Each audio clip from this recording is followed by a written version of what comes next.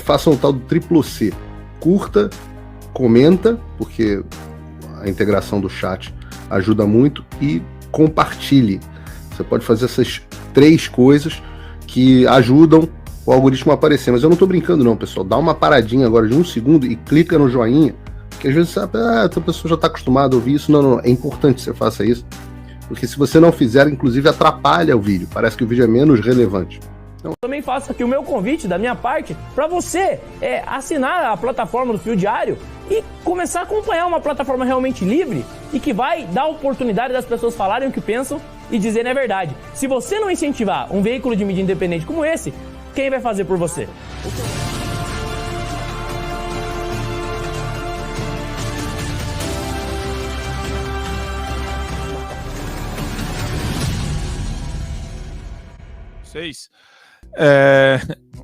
A manchete fala por si só o nível do absurdo que a gente tá, né? Diretor da Polícia Federal, isso aconteceu nesta semana, diz que ameaças a Moraes eram para tirá-lo dos processos.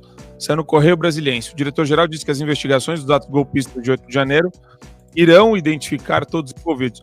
Aí você fica se perguntando, né? Você fala, cara, já tem condenação, já tem, sabe, a dona Jupira já pegou 17 anos aí, 14 anos de cadeia, e os caras, eles continuam insistindo na fabricação de notícia e de matéria e de investigações novas.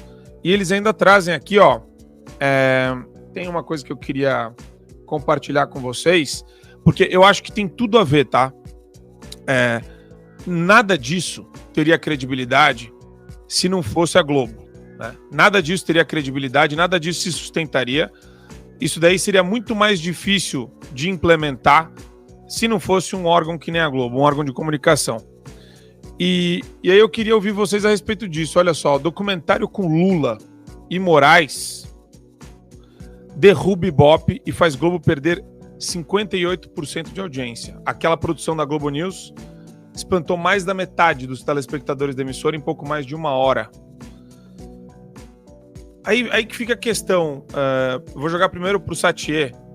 Cara, esse descasamento da realidade, né?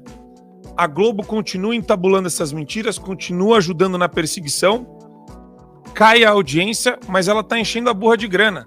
Nunca a Petrobras gastou tanto dinheiro com veiculação de TV. Então, quer dizer, como que você enxerga isso? Perfeito, o final foi incrível. É óbvio que é muito fácil de enxergar essa anomalia da comunicação brasileira.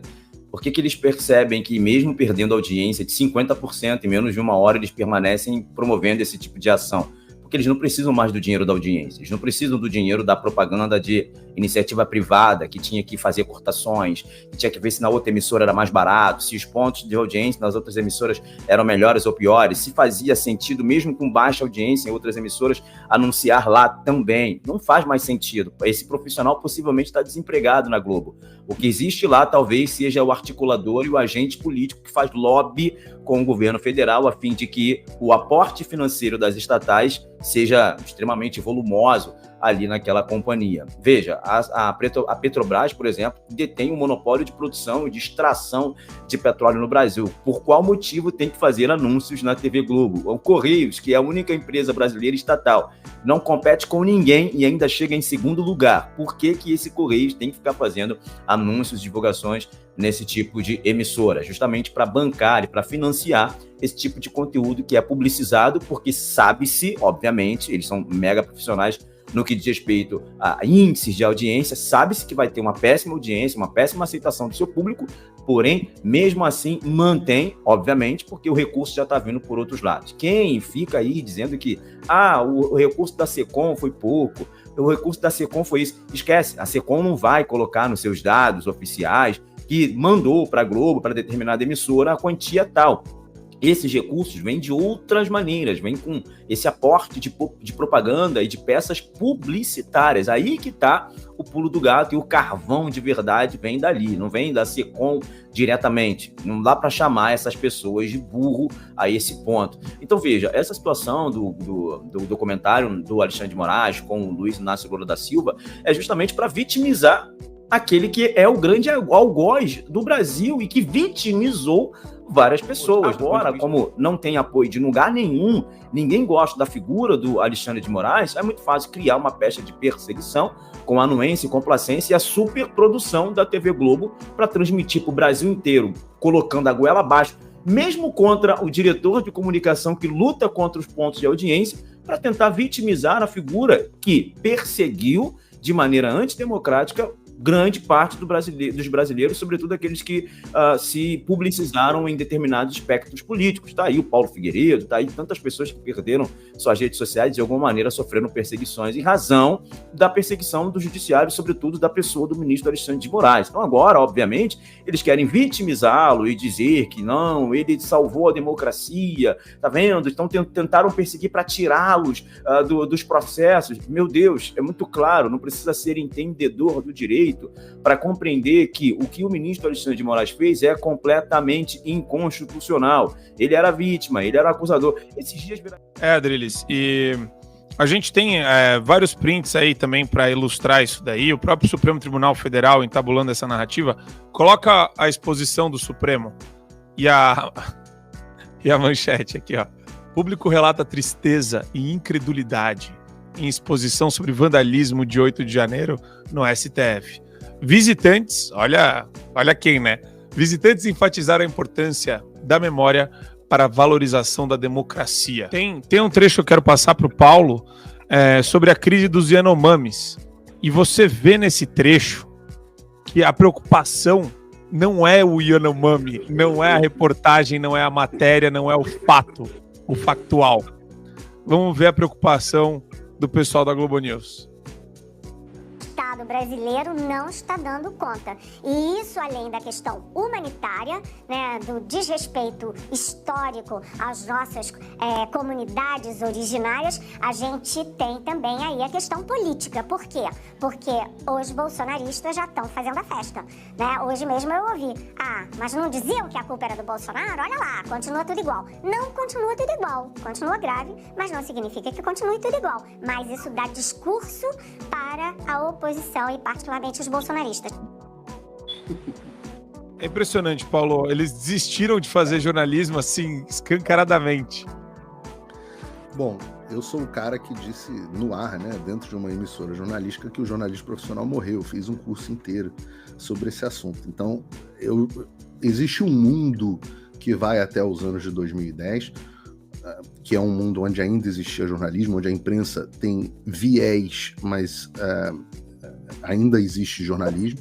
E existe o mundo pós anos aí, década de 2010, principalmente a grande mudança ali, eu brinco, a data do óbito é em 2016, onde o jornalismo realmente deixou de ser um jornalismo com viés e o objetivo do jornalismo passou a ser uma máquina de militância política. E você vê esse fenômeno, né? A reputação ela é destruída muito rápido. O jornalismo demorou alguma coisa como o jornalismo objetivo, esse jornalismo que a gente conhece, que a gente fala assim, é o jornalismo factual e tal, ele é muito novo, ele nasce no século XIX, principalmente depois da invenção do telégrafo, das agências de imprensa. Ele é fortemente implementado nos Estados Unidos, de forma muito famosa pelo The New York Times, depois pelos canais de televisão por conta de regulação estatal, mas isso foi construindo uma reputação. A democracia passou a se apoiar nesse tipo de jornalismo, que é diferente do jornalismo original. Se você pegar os primeiros jornais, né, principalmente nos Estados Unidos, que o Brasil toda hora fechava os seus jornais, né? A liberdade de imprensa nasce nos Estados Unidos, eram jornais panfletários. Os jornais defendiam abertamente suas posições políticas. Então você tinha um jornal que era um jornal nacionalista, você tinha um jornal que era um jornal monarquista, você tinha um jornal que era um jornal republicano, e defendiam essas teses. Aí você passa para esse momento onde você tem o jornalismo objetivo que todos nós nos acostumamos. A geração de todos nós aqui que estamos na bancada, ela se acostumou com esse jornalismo, mas ele morreu. Ele morreu. E a sociedade está tendo que lidar com isso. Então, o Adriles traz muito bem o fato de que a Globo ainda tem um grande peso. Mas esse peso, a esquerda só domina isso, só vai dominar isso por um tempo. Isso está acabando. Eu vou dar a última pesquisa que saiu aqui, do Pew Research nos Estados Unidos, mostrou que dos eleitores republicanos, só 1 em cada 10 confiam nas notícias que saem nos jornais. Significa que a imprensa já perdeu completamente a importância, exceto para aquela bolha deles com quem eles concordam. No Brasil, esse número ainda é grande. Mas ele vem caindo com muita velocidade. Tem uma mais importante só, e a imprensa ainda tem muito o poder do que se chama de agendamento, né? Agendamento é uma teoria que o Maxwell Malcolm e o Donald Shaw criaram na década de 70, ainda nos Estados Unidos, quando eles fizeram uma pesquisa e perceberam que os eleitores americanos, no final da década de 60, que os eleitores americanos na eleição de 68, eles perceberam que as pessoas que assistiam os noticiários televisivos, elas tendiam a considerar os mesmos assuntos como os mais importantes. E aí eles fizeram essa teoria da hipótese do agendamento, que é uma teoria que diz que os meios de comunicação eles conseguem selecionar e dar destaque a determinados temas, e só o destaque que eles dão a determinados temas, eles mudam a percepção do público sobre a importância desses temas. Então, a mídia diz não necessariamente o que você pensa, mas mais do que isso, sobre o que você deve pensar. E esse poder ainda é avassalador. Esse poder, de forma que, se o Globo o Fantástico tivesse feito uma reportagem de domingo sobre o bloqueio das minhas redes sociais, você geraria uma comoção nacional a respeito desse assunto. Ainda geraria. Como toda a mídia faz de conta, até o Estadão, o metido Estadão, que quando o monarca é censurado, eles fazem ainda um editorialzinho. Quando o Paulo Figueiredo é censurado, o Constantino, ou quem quer que seja, o Adrilho já foi também, aí eles não falam nada. Eles não falam absolutamente nada. Por quê? Porque eles não querem agendar essa discussão. Então, a Globo, o Adrilho estava falando, a Globo, gente, se vocês pegarem um ranking do ano passado, a Globo ainda tem 30% da audiência do Brasil. São os 80% que eles tinham na década de 90? Não, mas são 30%. O percentual, o IBESP, que é um instituto de pesquisa muito sério, fez uma pesquisa e descobriu que 71% dos brasileiros usam as redes sociais para se informarem sobre política. Perdão, usam redes sociais. Desses 71%, só 46%, ou seja, vou fazer igual a Dilma aqui, 46% de 71% que usam as redes sociais para se informarem sobre política. Ou seja, se você for fazer a conta aqui do percentual, é mais ou menos 1/3 da população brasileira que usa rede social para se informar sobre política. Então, as redes sociais fazem um contraponto mais ou menos ao tamanho da Rede Globo. Fazem. Mas ainda é muito pouco. Eles ainda dominam muitas coisas. E as redes sociais, hoje, têm um poder de agendamento das discussões, é verdade, trending topics, etc, etc. Quantos assuntos a gente não consegue? O escândalo da Mind foi ignorado pela imprensa, mas nas redes sociais teve grande repercussão. Então, hoje você passa a ter 2 agendas independentes. E esse é um fenômeno que o mundo está lidando com isso. O jornalismo, o cadáver está apodrecendo, as pessoas estão sentindo o fedor. A Covid foi um momento onde muita gente percebeu que era um morto muito louco sendo mexido por alguém, que a imprensa tinha morrido, que o jornalismo tinha morrido.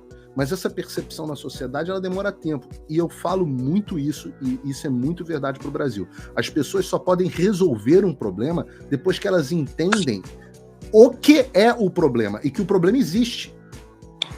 E esse processo de conscientização ele ainda está acontecendo. Espera aí, desculpe interromper esse vídeo, mas é que eu continuo censurado pelo STF. Além deles cancelarem o meu passaporte, congelarem todas as minhas contas bancárias e bloquearem as minhas redes, agora eles também querem proibir os meus vídeos no Brasil. Você pode continuar me acompanhando seguindo o meu segundo canal, que é o canal de cortes. E se quiser ter acesso a todas as minhas postagens para sempre, deve se inscrever no meu Locals, que funciona de uma forma parecida com o Facebook ou o Twitter. Todos os links estão aqui na descrição. Entra lá, senão você vai ficar desinformado e aí eles vão vencer. façam o tal do triplo C. Curta, comenta, porque a integração do chat ajuda muito, e compartilhe. Você pode fazer essas 3 coisas que ajudam o algoritmo a aparecer. Mas eu não estou brincando não, pessoal. Dá uma paradinha agora de 1 segundo e clica no joinha, porque às vezes sabe, essa pessoa já está acostumada a ouvir isso. Não, é importante que você faça isso, porque se você não fizer, inclusive atrapalha o vídeo. Parece que o vídeo é menos relevante.